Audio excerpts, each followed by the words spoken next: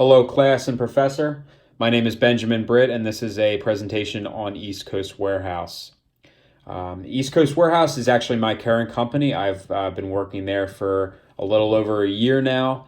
I was hired on as part of the brokerage transportation team. Just to give you a little background, East Coast Warehouse has a few different departments: the Customs Exam Center, Drayage Department, Warehouse, and Transportation. Our main focus is shipping candy, beer, and water products all over the country. I had the opportunity to sit down with Hamid Mian. He was my direct report for my first 9 months in the company. He was the director of the brokerage department. They have since moved him over to the industrial engineering department, and he's a director over there now. I had the opportunity to ask him 5 questions, and since he's been at the company 8 years, he knows a lot, and he was able to give me great insight on the company, and I learned a lot of things that I did not know before. So the first question was, who is required to be present during the planning process, who creates the vision, and who executes it? His main answer was, the industrial engineering department is part of the planning process, and I really hadn't considered this. He went on to say that that team receives raw data from our customers, and they analyze the good trends and the bad trends, which customers are profitable, which are not, and it allows the senior leadership in our company to make accurate decisions of how the business should be run going forward. So they set up an operating plan for all departments of the company, and that results in the operations teams executing the plan. So all of the directors, all of the vice presidents, and all of the line level workers are part of the operations, and we are the ones who execute the planning process. Who creates the vision? That's the chief operating officer and the chief executive officer. They create the vision, and then we can execute it from there based off the data that the industrial engineering team provides. So the next point in my discussion was for Hamid to point out one strength, weakness, opportunity, and threat, kind of going off of the SWOT analysis that we had done in this class. His points were very similar to what I had mentioned in my SWOT analysis previously. He said one of the strengths of the company was planning. The industrial engineering team does a great job of extracting the data and pointing out what opportunities we have, where we failed in the past, where we've succeeded in the past, and which direction we should really go moving forward. One of the weaknesses, however, has been the service side. And being under the transportation team, I have seen this firsthand. We've lost clients due to poor service, and we haven't been able to get them back.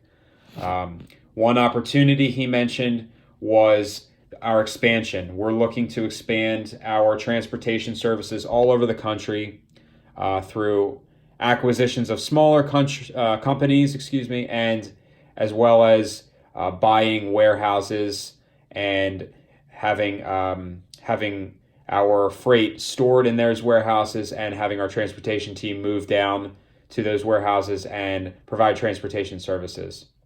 We've been looking all over the country: California, Jacksonville, Florida, and Savannah, Georgia, just to name a few. And I would say the biggest threat that Hamid pointed out was our customers getting too big, and they all of a sudden realize that they can kind of walk on their own now.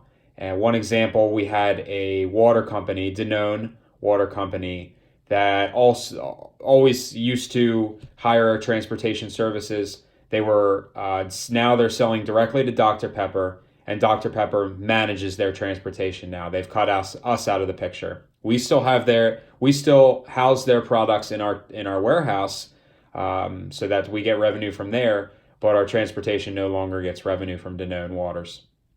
Another threat is, on a similar note, customers get too big in their business, and they look to expand on their own. Our biggest account, Haribo, has since opened a facility of their own in California, and they have taken away the California freight that we had used mainly to ship to all over the West Coast. And since they had provided so much freight, now we struggle with transporting other customers' freight out to the West Coast in a timely manner, and that takes a hit on our service. My third question to Hamid was name one of the goals for the COO and CEO in 3 years and 5 years. And he said they're all about numbers. They want to be, now we are right now a $100 million company, and they want to be at $200 million in 3 years and $300 million in 5 years. They want to accomplish this by, like I said before, expansion into warehousing and transportation services in both Savannah and Florida, as well as California. My fourth question, I asked Hamid, how has the company changed since you started here 8 years ago? And he said, obviously, our revenue has gone up. We were a $50 million company when he started. We're now a $100 million company. CES was the biggest factor in the turnaround. Our CEO had invested a lot of money in CES and proved to be successful. They were the real reason behind the significant boost in our revenue during those 8 years. Similarly, our transportation team has expanded, as I've seen in the last year. We've taken on more accounts. We've taken on a heavier volume of existing accounts, and we've been able to, with the increased revenue, we've been able to expand our team, and it's been great for the growth of the company. My final question to Hamid was, are we in a growing phase? And I asked this question having a good idea of what the answer was going to be. He said, yes, we are indeed in a growing phase, as I had predicted. Like mentioned before, CES, our custom exam service, was really the winner of the company, and all other departments in the company kind of followed CES in that path. Each department in the company has increased in revenue since Hamid had been hired on 8 years ago.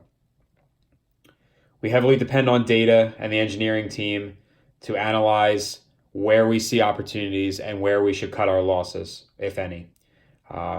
We obviously depend on our operations teams to provide good customer service as promised to our new customers that we bring on board.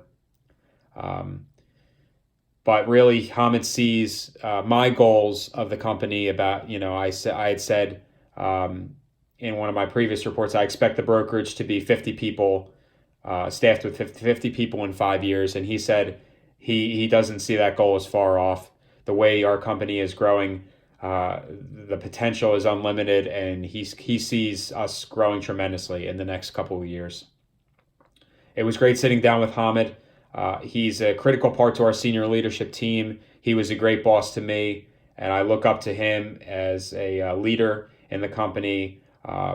He provides great insight into the potential business we have, and he was able to provide me some great info for this report.